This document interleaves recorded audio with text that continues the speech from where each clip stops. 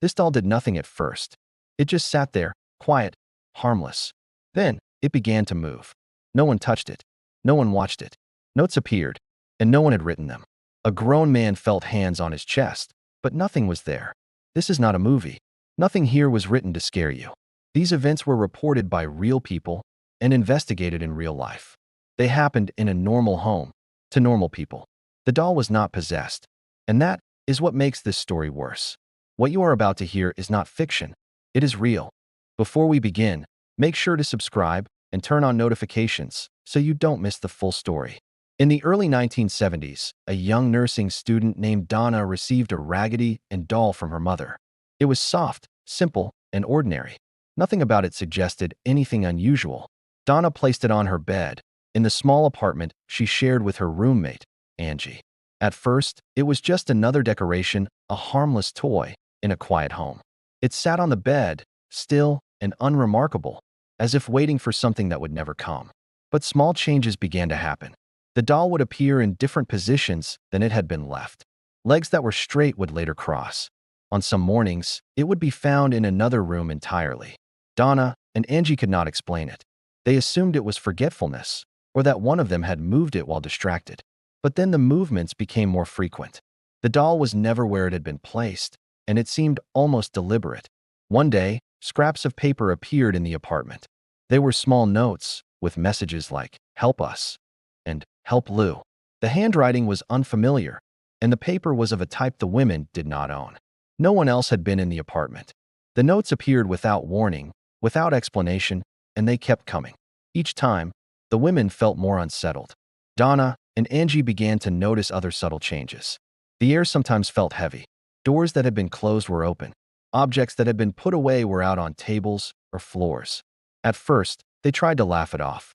They reminded themselves they were busy nursing students, often tired, often distracted. But the feeling of being watched grew stronger.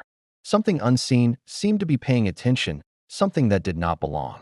Their friend Lou often stayed over, and he too began to feel uneasy. He said he could sense a presence, even when the apartment seemed quiet and empty. There were moments when he felt cold or tense, moments when the doll seemed to draw attention without moving. The three of them began to feel that they were no longer entirely in control of the space they called home. Despite the growing unease, Donna and Angie tried to live normally. They studied, they cooked, they went about their routines. But there was always the doll, sitting quietly on the bed, staring with its stitched eyes, a silent witness to the strange events unfolding around it.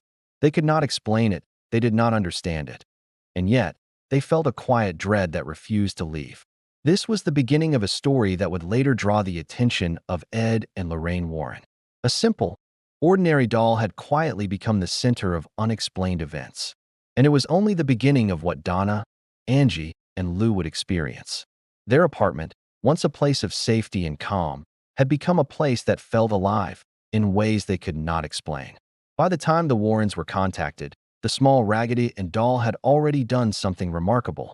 It had turned a normal home into a place of unease. It had transformed ordinary people into witnesses of events they could not rationalize.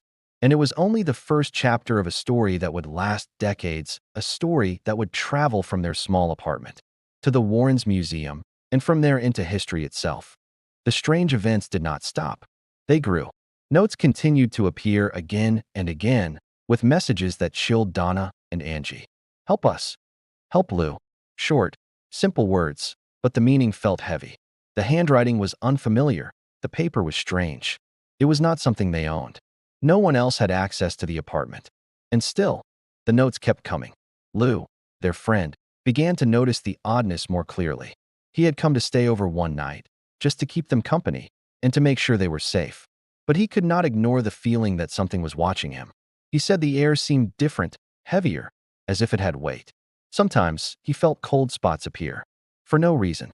Sometimes he felt pressure on his chest, sharp, sudden, terrifying. But when he looked, nothing was there. No one was near. Each new note, each small movement of the doll made the apartment feel less familiar. The space that had once felt safe now seemed alive. Something unseen was paying attention, moving objects, changing positions, creating unease. The girls tried to rationalize it, telling themselves it must be tiredness, stress, coincidence. But deep down, they knew something was wrong. Lou described other moments. Moments when the doll seemed to watch him, when it seemed to respond to his presence. Sometimes it was the angle of its head, sometimes the feeling of its stitched eyes on him, that made him shiver. He began to avoid the room where it sat, yet he could not ignore it completely. He wanted to help, but he also feared what he could not see. The notes seemed to target him too. One morning, Lou found a note near his belongings. A note that said, "Help Lou." The words were written neatly, calmly, but the meaning was urgent. Someone or something knew his name. Someone or something was aware of him and watching. Donna and Angie began to notice other subtle signs of presence. Doors that were closed opened on their own. Drawers that had been shut were slightly ajar. Objects that had been put away were on tables, in new positions. The apartment itself seemed to resist their control. The feeling of being observed followed them everywhere. Despite their fear, they continued with daily life. They studied, they cooked, they went to work.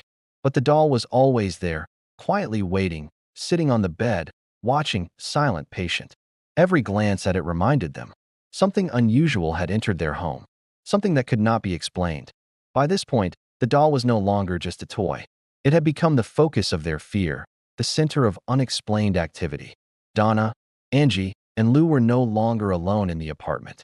They had to live with the constant reminder that something unknown, was present, something that would not leave on its own. It was this series of small, persistent, and unnerving events that eventually led them to seek help beyond themselves. The notes, the feelings of being watched, the pressure Lou had felt, all of it pointed to something unusual, something real. And it was this that brought them closer to the Warrens and to the next chapter of the story. Donna and Angie were desperate for answers. The notes, the movements, the strange sensations, they could not explain any of it. They had tried to rationalize everything, but the events were persistent and growing stronger. In search of understanding, they contacted a medium, someone who could, they hoped, communicate with whatever presence seemed to be in the apartment. The medium examined the doll and the apartment, and then spoke of a young girl named Annabelle Higgins. According to the medium, this girl had died years before, and somehow her spirit had been drawn to them. The medium explained that the spirit was lonely. It wanted comfort. It wanted care. It did not intend to harm. It only wanted to be acknowledged, to be loved, to be noticed. Donna and Angie, moved by this story, felt sympathy. They believed they were helping a lost child. They agreed to allow the spirit to stay. They gave it permission. They thought kindness would calm the strange occurrences and perhaps bring peace. But things did not calm. The doll's movements continued. The notes kept appearing. Lou, their friend, still felt the pressure on his chest, the unseen presence, the cold spots. The apartment seemed to grow more unpredictable, more unsettling. Objects shifted, doors opened, the air felt heavy, almost as if the space itself had changed. It became clear that what they had invited in was not a child. Something else had taken notice. Something intelligent, persistent, and aware. The permission they had given seemed to encourage the presence, allowed it to linger, and perhaps even grow stronger. Donna and Angie realized they were dealing with something beyond their understanding. They had tried to be compassionate, to do what they thought was right. But the results were frightening. The doll had become more than a toy. It had become a focus, a conduit, for something they could not control. Lou's experiences grew more intense. He felt unseen pressure, a sense of being watched, and sometimes a sharp awareness that something was close, but invisible. The apartment, which had once been a home, now felt like a space under observation. Every glance at the doll reminded them that this was not ordinary, not explainable by logic or reason. This was the turning point. They knew they needed help. Help from someone who had experience with unexplained phenomena. It was this understanding, this growing fear, that led them to the Warrens. They were no longer alone in their struggle, but the events had already left a mark. The small, ordinary Raggedy Ann doll had quietly transformed a normal apartment into a place of unease, into a place that no ordinary person could live in without fear. And it was only just beginning. Annabelle's story is not about a movie or fiction. It is about real events, real people, and a small, ordinary doll that became something extraordinary. It reminds us that the most harmless things, the things we take for granted, can sometimes hide the unknown. It shows how curiosity, kindness, and even trust can be tested in ways we never imagine. Some see Annabelle and feel fear. Others see her and feel fascination. But all are drawn to the story because it challenges what we believe about the world around us. In the end, Annabelle is not remembered for what she did, but for what she represents. A warning, a mystery, a reminder that ordinary life can be touched by something beyond understanding, and that some stories will stay with us forever.